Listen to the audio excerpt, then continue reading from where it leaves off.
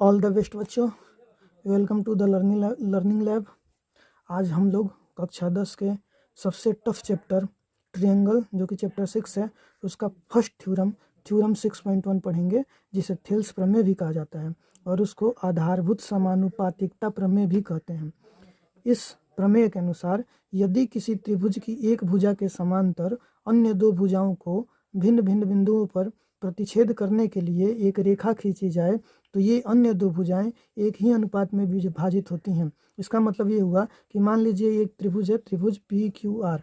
अगर हम एक भुजा किसी भुजा क्यू आर के समांतर कोई दूसरी भुजा एस टी खींची, अगर कोई एस टी इसके समांतर एक लाइन खींचे, तो ये जो एस टी लाइन है ना, जो पी क्यू को बिंदु एस पे तथा पी आर को बिंदु टी पर विभाजित कर रही है, ये दोनों को समान अनुपात में बांटेगी। अर्थात अगर इसको लिखा जाए, इसको प्रूव किया जाए, तो सबसे पहले हम लिखेंगे गिवन डेट, यानी कि दिया है। क्या दिया है, हमें क्या पता है पहले से? हमें पता है कि जो क्यू आर है वो पैरेलल है किसके? एस टी के। ये जो क्यू आर है इसके पैरेलल है, तो हमने लिख दिया given that Q R parallel S T. अब हमें लिखना है कि प्रूव क्या करना है हमें, तो लिखेंगे वी हैव टू प्रूव। हमें सिद्ध करना है, हमें सिद्ध करना है कि ये जो भुजाएं हैं, ये जो दोनों बिंदु हैं, इस दोनों भुजाओं को समान अनुपात में विभाजित कर रही हैं, यानी कि P S upon S Q equal to P T upon Q R. अब इस अपने थ्योरम को सिद्ध करने के लिए हम एक रचना करेंगे, एक कंस्ट्रक्शन करेंगे, ठीक है। और ये कंस्ट्रक्शन पहले हम लिख लेते हैं, हमारा कंस्ट्रक्शन मीन्स होता है रचना। तो हम रचना क्या करेंगे, ये जो हमारा त्रिभुज है, Q को बिंदु T से मिलाएंगे, S को बिंदु R से मिलाएंगे तथा PT पर एक लंब SM डालेंगे और PS पे एक लंब TN डालेंगे। इसी को हम लोग लिख लेंगे। क्या लिखेंगे? Q को T से तथा S को R से मिलाया। साथ ही में हमने जो लंब डाला है उसे भी लेंगे। ध्यान से देखिए, तो हमने एस एम लंब डाला है पीटी पर, ठीक है। तो इसको लिख लेंगे एस एम लंब पीटी तथा देखिए टी एन लंब डाला है हमने पी एस पे, तो लिखेंगे टी एन लंब पी एस खींचा। इसके बाद हम लोग अपना प्रूफ शुरू करेंगे। तो सबसे पहले हमने लिखा प्रूफ, यानी प्रमाण हमारे पास क्या है? तो हमारे पास एक त्रिभुज है, त्रिभुज पी एस टी। तो हम लिखेंगे एरिया ऑफ त्रिभुज पी एस टी। आप सभी को पता है त्रिभुज के क्षेत्रफल के लिए फॉर्मूला क्या होता है? 1/2 गुणे आधार गुणे लंब, यही फॉर्मूला होता है। तो इस फॉर्मूला के अकॉर्डिंग अगर हम लिखें तो 1/2 इंटू इस पी एस टी के लिए अगर आधार हम लोग पी एस लें, आधार क्या है हमारा? P S. तो अगर आधार पी एस होता है, इस सिचुएशन में इसका लंब क्या हो जाएगा? टी एन हो जाएगा। पी एस के लिए लंब क्या होगा? टी एन होगा। और हम इसे लिख देते हैं समीकरण 1, ठीक है। उसके बाद हम क्या करेंगे, पुनः एरिया ऑफ त्रिभुज, इस त्रिभुज को जो क्या है एस क्यू टी, इसको हम लेंगे पहले S Q T, area of त्रिभुज एस क्यू टी। इसका भी फॉर्मूला वही है, क्या? 1/2 आधार गुणे लंब। तो हमने लिखा 1/2, इसके लिए आधार हमने क्या लिखा? S Q. क्या आधार है? एस क्यू इंटू देखिए एस क्यू, इसके लिए लंब क्या होगा? यही ये भुजा जो पी क्यू है, इस पे कौन सा लंब है? टी एन है ना, तो इसका लंब हमने क्या लिखा? T N.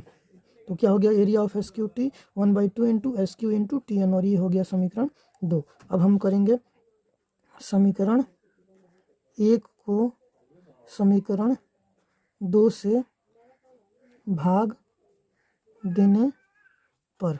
तो हमारा समीकरण 1 क्या है?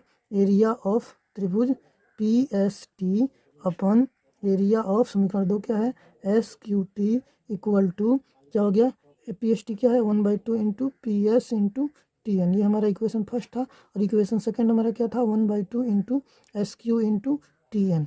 अब हम ध्यान से देखेंगे अगर इस इक्वेशन को, तो हमारा यहाँ पे 1/2 से 1/2 क्या होगा? खत्म हो जाएगा। वैसे ही टी से टी क्या होगा? खत्म हो जाएगा। यानी बचेगा क्या?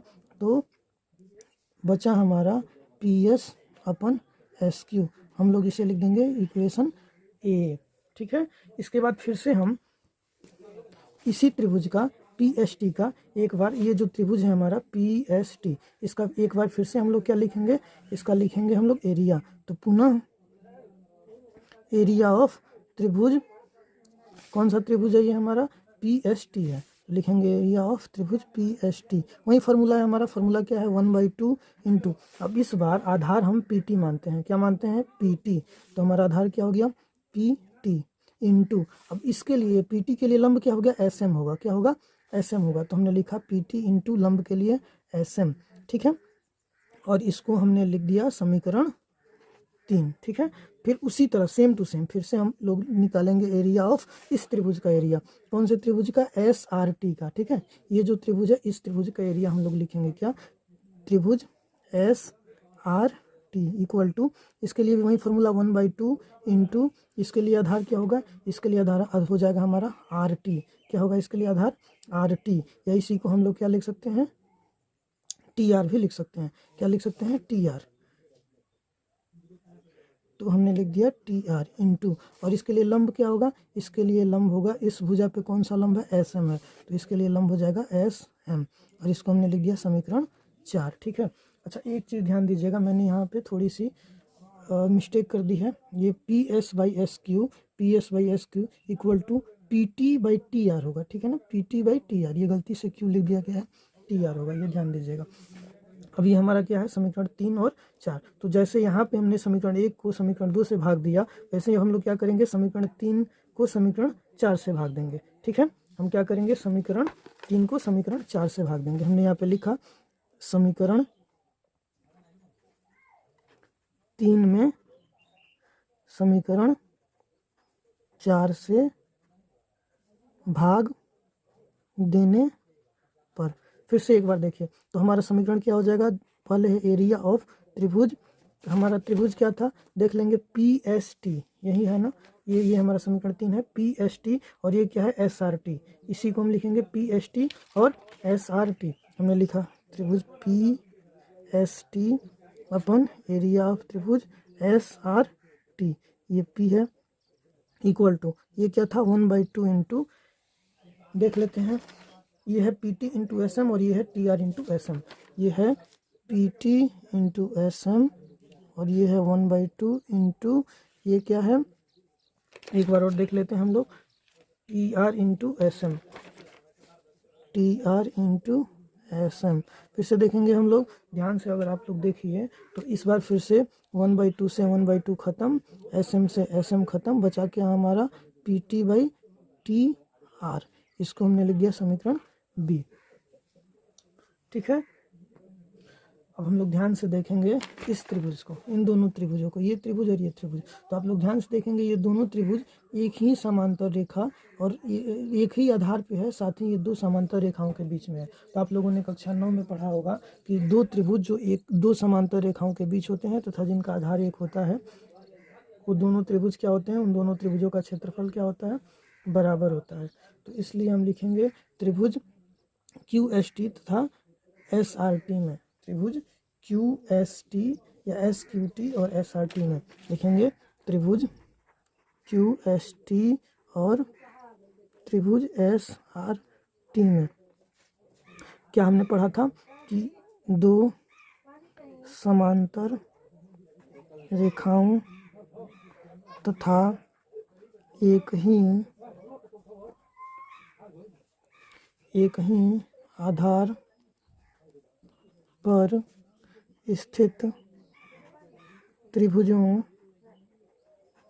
का क्षेत्रफल बराबर होता है।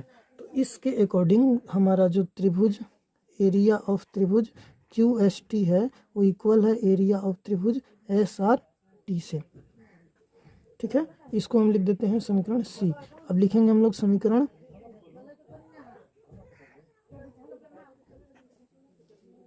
ए बी तथा सी से। हमारा समीकरण ए क्या था उसको देख लेते हैं, और बी क्या था उसको देख लेते हैं, और सी तो आपके सामने है। समीकरण ए हमारा था कि area of P S T upon area of S Q T, area of P S T upon area of S Q T equal to P S upon S Q. ठीक है, ये समीकरण ए है। और हमारा समीकरण बी क्या है? एरिया ऑफ त्रिभुज P S T upon area of त्रिभुज S R T equal to P T by T R. ये है हमारा समीकरण बी। ठीक है, देखिए ध्यान से। तो समीकरण सी में कह रहा है कि त्रिभुज क्यू आर टी और एस आर टी दोनों बराबर हैं, यही है ना। त्रिभुज क्यू एस टी और एस आर टी का एरिया बराबर है, तो इसको हम लिख सकते हैं ना, area of P S T upon area of, ये एस आर टी के जगह हम क्यू एस टी लिख सकते हैं, तो हमने लिख दिया Q S T equal to P T by T R. और इसको हमने लिख दिया समीकरण डी, कर देते हैं इसको डी। अब हमारा समीकरण ए तथा डी से, ए हमारा क्या है? देखिए समीकरण ए हमारा है area of P S T upon area of S Q T, और ये डी हमारा क्या है? Area of P S T upon area S Q S T. अगर दोनों इधर वाले इक्वल हैं तो ये भी इक्वल होंगे। कौन कौन से? पी एस बटा एस क्यू इक्वल है पी टी बटा टी आर के। और हमें यही प्रूव करना था। हो गया प्रूव।